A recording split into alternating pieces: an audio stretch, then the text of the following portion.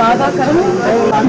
ఓదారుస్తున్నాం మేము ఎంతైనా కూడా, అయినా కూడా తను ఏడుస్తూనే ఉంది. అమ్మ చాలా బాధగా అనిపిస్తుంది. ఒక సింగర్గా అంటే అక్కడ పరిస్థితులు ఇంకా ఇప్పటికీ అనిష్ట పరిస్థితులు కొనసాగుతున్నాయి, దాడులు జరుగుతున్నాయి.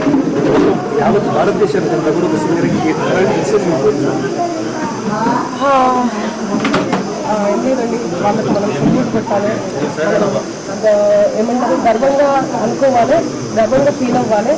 వాళ్ళని తలుస్తూ, వాళ్ళని కీర్తిస్తూ, పూజిస్తూ సైనికుల్ని నేనైతే దేవుళ్ళలాగానే అనుకుంటాను, బార్డర్లో సైనికుల్ని. సో వాళ్ళని పూజిస్తూ కీర్తిస్తూ ఉండాలి. అందరూ అమ్మలు కూడా గొప్పగా ఉండాలి.